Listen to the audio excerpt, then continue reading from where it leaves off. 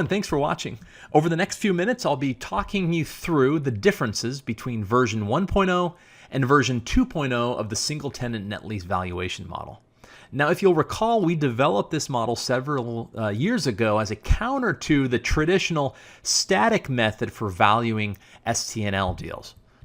Now, that static model involves looking at in-place net operating income, dividing it by some cap rate that generally takes into account the credit risk of the tenant and even the lease length of the in-place tenant, but doesn't necessarily take into account the speculative income that is involved in, say, a renewal option, or the probability that the in-place tenant defaults and what would happen thereafter, and the speculative nature of those cash flows, nor does it fully take into account the residual value of the property when the in-place tenant rolls. And so that's what this model seeks to do, to model out some discounted cash flow over an extended period of time, discounting those cash flows back today using discount rates commensurate with the quality of the cash flow, be them credit cash flows, speculative cash flows, reversion cash flows, to arrive at some present value. And then you can compare that present value to maybe the asking price of a property and help you understand if that asking price is realistic. And so again, that's a background on this model. Now, there's been quite a few changes to the model since we rolled this out several years ago. And so I thought I would put a quick video together walking you through those changes.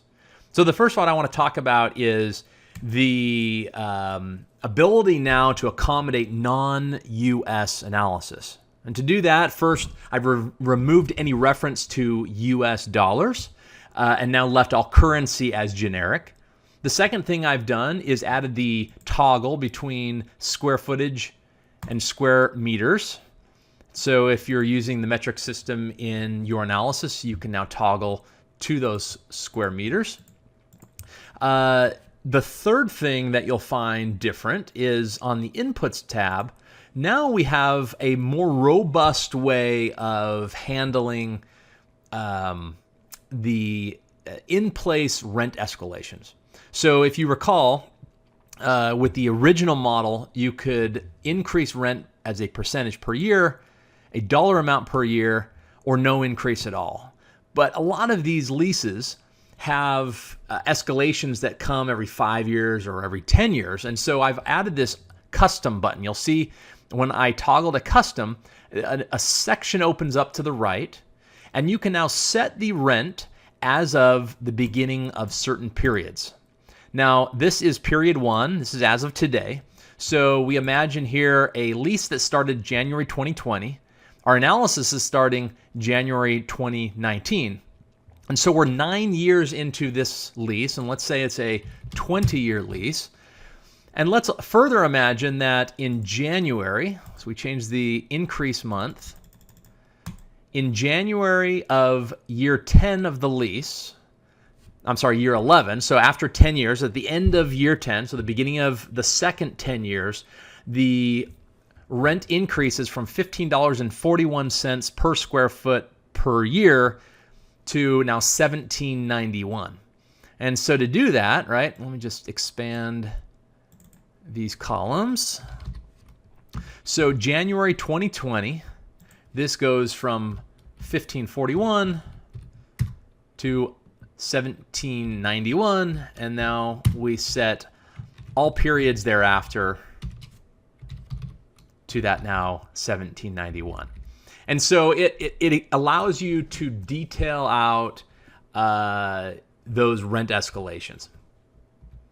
The next thing you'll find is a handful of changes to the renewal option modules. So you have the option now to model out 2 renewal options, and there is an exercise probability. So in this case, we're assuming just one option to renew. That option to renew is for 5 years at whatever rent was at the end of the initial lease. So we would just make this equal to, what, $17.91. 91, and then it would increase on average by 1% per year. Let's set that to 0. So now you would have, actually, let's make this go an additional 250 just to keep it consistent. So now you have this one option to renew, $20.41, 10 years from now. And we would set some renewal probability. We would look at the tenant. What's the likelihood that the tenant is even in business 10 years from now? If we do, what's the likelihood that their business model makes sense at this location? And so maybe it's 75%, maybe it's 90%, maybe it's 50%. If it's 0%, well, then we just go ahead and set this to no. You also then can do a second renewal option with similar inputs to the first. And so that's another feature that's been added. On the investment returns section, you'll now find free and clear return and cash on cash return calculated in each period. If you're unfamiliar with free and clear return, it is essentially cash on cash on an unlevered basis. In this case, it would be cash flow from operations divided by total capital contributed to date in each period. This cell here then takes or annualizes the monthly average and then takes the average for the entire hold period. Same for the cash on cash calculation. You can also see that summarized right here and right there. We also moved, there had been inputs on the investment returns tab. Those have been moved to the inputs tab here, project investment, debt. And there's a host of formatting updates. We've changed on the back end how the header works. I've updated the treasury rate, added print ranges for the summary and input tabs, so you can now print both of those tabs with minimal work on your part, as well as various bug fixes, error fixes that have been reported to us by our users over the years. So those are the changes that you'll find in our single tenant net lease valuation model as of version 2.0. Let me know if you have any questions, either about the general methodology of the model or about any of these changes. And otherwise, thank you for your time today.